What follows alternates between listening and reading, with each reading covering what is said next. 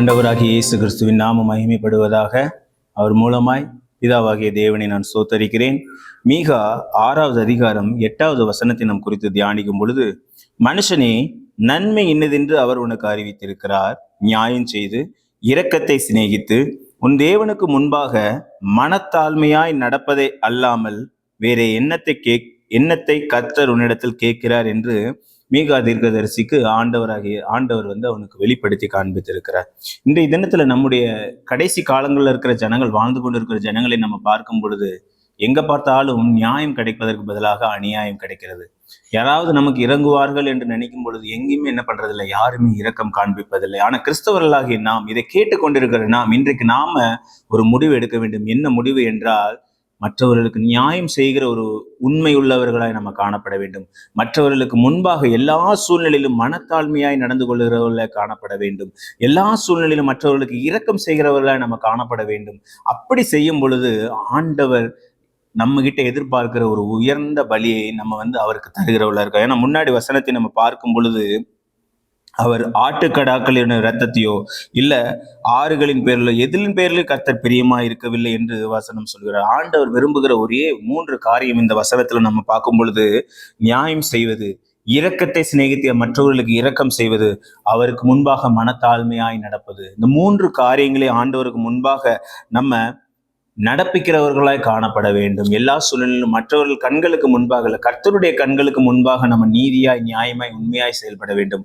மற்றவர்களுக்கு நம்மால முடிந்த, நம்மளுக்கு யாரெல்லாம் இயலாம காணப்படுகிறார்கள், யாரெல்லாம் முடியாம காணப்படுகிறார்கள், அவர்களுக்கெல்லாம் இரக்கம் செய்கிற ஒரு நல்ல தயால குணம் உள்ளவர்களாய் நம்ம காணப்பட வேண்டும். அப்படிப்பட்ட இருதயத்தை நாம் வளர்த்து கொள்ள வேண்டும். அது ஒரு நாள்ல வராது. ஆனா அனுதினம் ஒரு சின்ன சின்ன காரியங்களுக்கு இறங்கி நீங்க ஏதாவது ஒரு உதவி செய்யும் பொழுது, ஏதாவது ஒரு அனுகூலமான ஒரு நன்மையை செய்யும் பொழுது, அந்த காரியம் கொஞ்சம் கொஞ்சமா உங்கள் இருதயத்தை ஆட்கொள்ளும். அடுத்தது 3வதாக பார்க்கிறோம், எல்லா சூழ்நிலையிலும் மனத்தாழ்மையாய் நடந்து கொள்ள வேண்டும். ஹல்லேலூயா.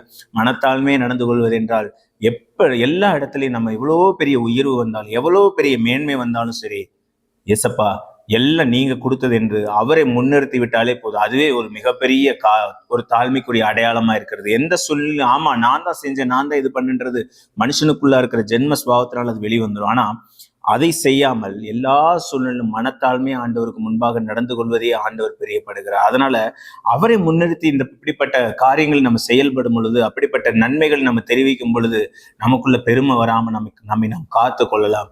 இப்படிப்பட்டவைகளின் மேல் தான் தேவன் பிரியமா இருக்கிறார். நீங்க போய் காணிக்கை கோடி கோடியா கொடுத்தாலோ, இல்ல பெரிய இடங்களை வாங்கி கொடுத்தாலோ, ஆலயங்களை கட்டி கொடுத்தாலோ, இல்ல ஆண்டவருடைய ராஜ்ய பணிக்கென்று நீங்கள் பல விதமான கனிகளை கொடுக்கிறவர்களை, விதைக்கிறவர்களை, அறுக்கிறவர்களை நீங்கள் காணப்பட்டாலோ, அதே ஆண்டவர் விரும்புகிறது இல்லை.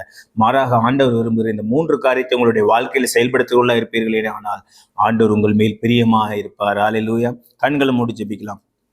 அப்பா, நம்ம நன்றியோடு துதிக்கிறோம், ஸ்தோத்தரிக்கிறோம். ஏசப்பா, அப்பா தகப்பன், நீங்க சொல்லியிருக்கீங்க அப்பா, நன்மை என்னதென்று அப்பா நீங்க எங்களுக்கு சொல்லியிருக்கீங்க சுவாமி. அந்த நன்மை என்னவென்றால், நியாயம் செய்து இரக்கத்தை சிநேகிக்கிறதும் அப்பா உமக்கு முன்பாக மனத்தாழ்மையுமாய் நடப்பதையே நீர் விரும்புகிறீர் சுவாமி. வேற எதையும் நீங்க எங்க இடத்துல கேட்கல ராஜா.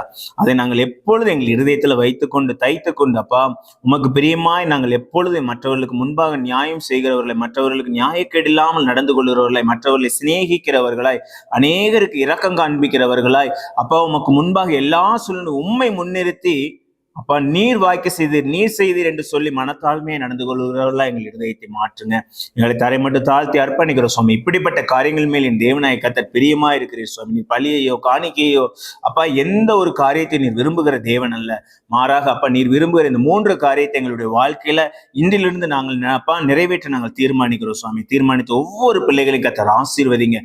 உமக்கு பிரியமான பிள்ளைகளாய் மாற்றுங்க சுவாமி. அவர்களை வழி நடத்துங்க.